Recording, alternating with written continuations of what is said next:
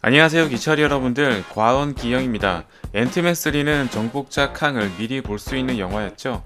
이번 영화에 등장한 캉은 사망했지만 쿠키 영상에 등장한 수만 명의 캉을 통해 향후 어벤져스에게 닥칠 위협을 느낄 수 있었습니다. 특히 캉 카운슬러의 수장처럼 보이는 유독 강력해 보이는 존재도 있었는데요. 이번 시간에서는 어벤져스 5에 등장한 캉은 어떤 캉들이 있는지 한번 알아보도록 하겠습니다.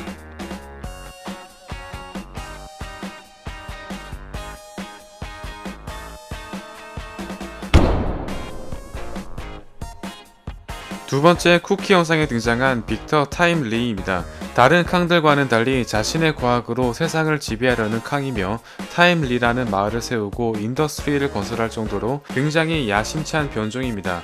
시간여행 기술에 통달한 인물이자 로봇 공학 및 여러 기술을 전수해주며 자신만의 세력을 형성하게 됩니다. 특히 노화가 굉장히 더디기 때문에 이터널스의 킹고처럼 아들과 손자로 신분을 세탁해가며 살아가고 있는데요. 쿠키 영상 속 시간대는 1900년대 영국으로서 당시 MCU에서는 하워드가 인더스트리를 창업하고 어스킨 박사가 혈청을 개발했으며 레드스컬은 테서렉트를 이용해 발키리를 만들고 윈터솔저가 탄생되는 등 정말 MCU의 모든 근본 기술이 탄생된 시기였다고 해도 과언이 아닙니다. 어쩌면 타임리의 기술력이 하이드라와 하워드에 영향을 끼쳤을 가능성도 배제할 수 없는데요. 또한 로키 시즌2의 빌런격 인물로 등장할 것으로 보이며 아마도 TVA를 정복한 자가 바로 이자로 추정됩니다. 중간 보스격 존재로 등장한 라마투트입니다.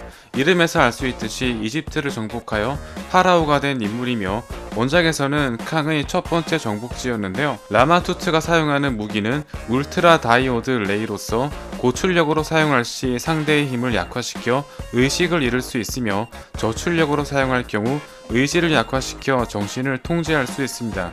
원작에서는 판타스틱 4와 아포칼립스, 콘슈, 그리고 어벤져스와 스트레인지에 의해 쫓겨났던 만큼 향후 작품에서는 판타스틱 4, 문나이트와 대적할 가능성이 커졌습니다. 특히 자신 외 신을 숭배하는 것을 극도로 꺼린 나머지 콘시와의 관계는 최악이었으며 콘시는 어벤져스와 문나이트, 판타스틱 4와 연합하여 라마투트를 추방시켜 버리는데요. 이미 로키 드라마에서 스핑크스가 벌어진 장면이 등장했으며 문나이트에서 라마투트 왕관 문양이 새겨진 옷을 입은 도적단이 등장한 것으로 보아 이전 작품에서부터 떡밥을 뿌려온 것을 알 수 있습니다.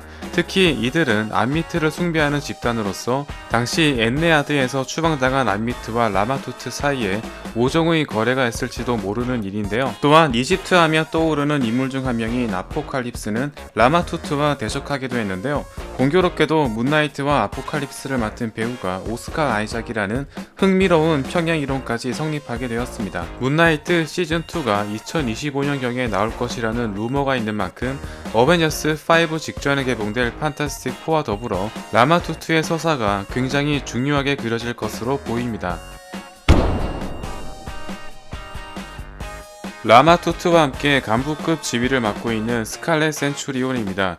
원작에서 라마투트와 스칼렛 센츄리온, 그리고 다음에 소개할 존재까지 모두 동일 인물이지만 영화에서는 너무 복잡해지는 것을 방지하기 위해 각기 다른 평행세계 인물로 그려질 가능성이 큰 편인데요. 시간여행과 조작의 전문가이자 굉장히 노화가 더딘 편이며 최면장치, 정신조정, 수면유도, 아이스 프리징을 비롯해 토르를 쓰러뜨릴 정도로 강력한 블래스터까지 보유하고 있습니다. 그가 입고 있는 갑옷은 닥터 둠에게 영감을 받은 것이며 닥터 둠이 만든 타임머신을 이용해 어벤져스를 다른 평행세계로 보냈지만 결국 패배했습니다. 특히 그의 아들 마르쿠스는 캡틴 마블과 사랑에 빠져 그녀를 임신시키기도 했는데요.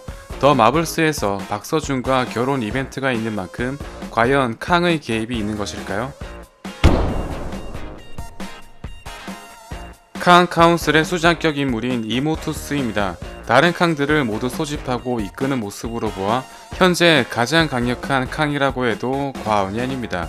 시간여행은 물론 다른 캉들에 비해 훨씬 체격이 클 뿐더러 영원히 노화를 멈추거나 질병에 걸리지 않는 완벽한 신체 조건을 지니고 있는데요. 로키 드라마에 등장한 타임키퍼는 원작에서 어벤져스가 멀티버스에 크나큰 영향을 끼치게 될 것을 대비하여 이모투스를 이용해 그들을 없애버리려 했습니다. 타임키퍼는 TVA에 등장한 3명 외에 계속 존재하는 자의 신전에 부서진 하나를 포함해 모두 4명이었는데요. 과연 이모투스와 연관이 있는 것일까요? 스칼렛 위치 역시 그들에게 위협이 될 것으로 간주하여 이모투스를 부추기기도 했으며 비전과 결혼하여 아이를 갖지 않도록 둘 사이의 관계를 적극 권장하기도 했는데요. 어쩌면 스칼렛 위치가 자멸하게 된 배후에 이모투스가 있었던 것으로 추정됩니다. 또한 앤트맨 엔딩 장면에서 느닷없이 커피값을 받는 것으로 보아 이모투스의 개입으로 다른 평행 세계로 이동한 것으로도 가정할 수 있는데요.